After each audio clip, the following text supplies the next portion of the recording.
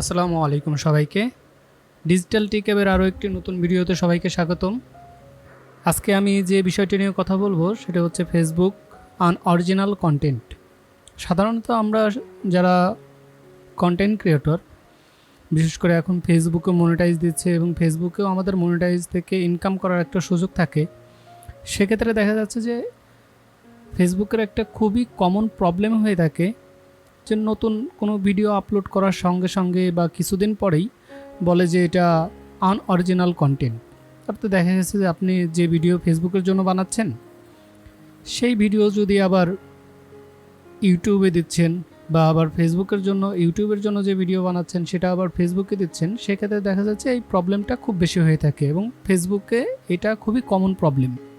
তো আজকে আমি চেষ্টা করব আপনাদের একটি প্রপার গাইডলাইন দেওয়ার জন্য, যেখান থেকে আপনি মনিটাইজেশনের জন্য অ্যাপ্লাই করতে পারবেন আনঅরিজিনাল কন্টেন্ট রিমুভ করার জন্য।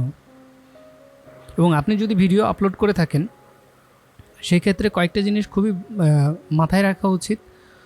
প্রথমত, পাবলিশ কন্টেন্টে যাই আমি একটু দেখাই।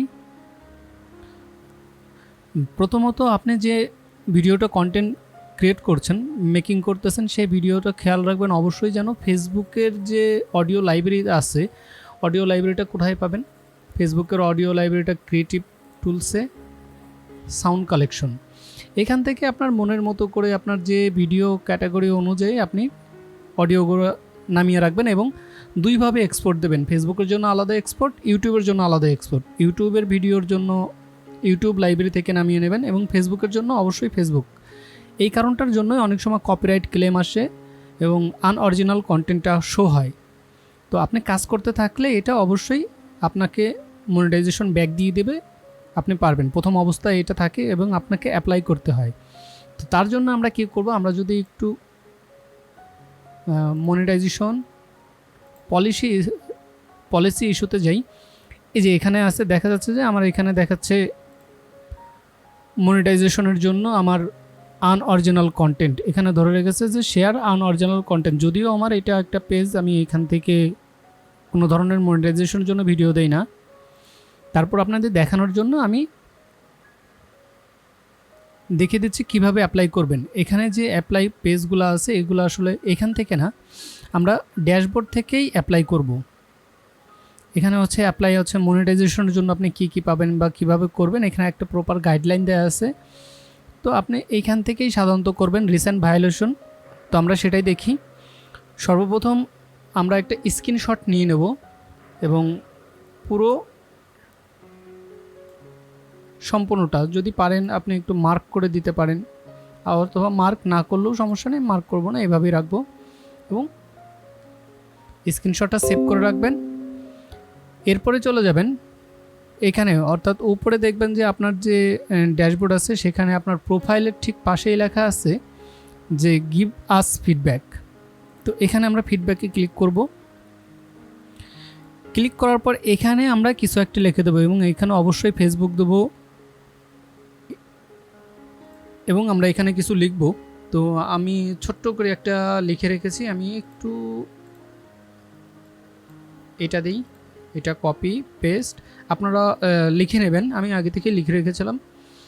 তো এখানে আপনি যে জিনিসটা লিখবেন আপনার পেজ অনুযায়ী, I am the owner of the page, আপনার পেজের নাম দেবেন।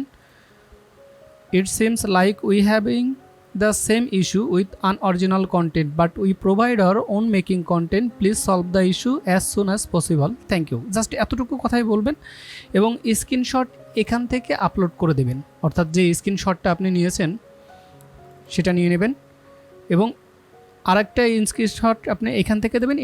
ইনক্লুডটা বলতে এখানে অলরেডি আপনার যে পেজে অবস্থান করছেন এই পেজের একটা স্ক্রিনশট চলে যাবে, অর্থাৎ ম্যানুয়ালি আপনি দুইটা স্ক্রিনশট এখান থেকেও দিতে পারেন, তবে এখান থেকে অবশ্যই এইটাও অ্যাটাচ করে দেবেন।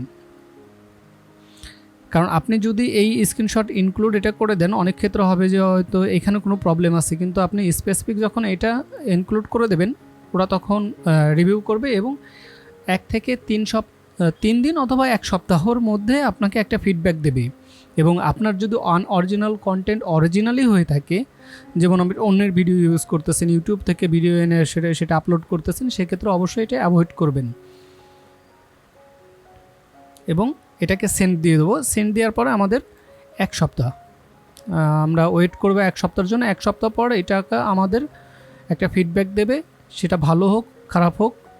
এবং অবশ্যই খেয়াল রাখবেন, যদি আপনার এই ধরনের আনঅরিজিনাল অর্থাৎ অন্যের কন্টেন্ট ইউজ করে থাকেন এবং ইউটিউবের মিউজিক দিয়ে সেটা আপনি ভিডিও বানিয়েছেন, তাহলে সেই সকল ভিডিও আপনি আগে রিমুভ করে দেবেন। এরপরে আপনি নতুন আরও 2-1টা কন্টেন্ট আপলোড করবেন, মিনিমাম 5টা কন্টেন্ট আপলোড করবেন এবং ফেসবুকের অডিও লাইব্রেরি মিউজিক ইউজ করে। এরপরে আপনি অ্যাপ্লাইটা করলে আপনাকে 1 সপ্তাহের মধ্যে তারা মনিটাইজেশনের জন্য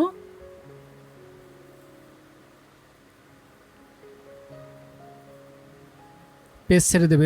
এবং যদি আপনার এই অপশনটা থাকে লার্ন মোর, এটা আপনি এইখান থেকে এটা করবেন এবং রিকোয়েস্ট একটা রিভিউ দিয়ে দিবেন। সাধারণত অনেক সময় দেখা যায় যে এই অপশনটা সবার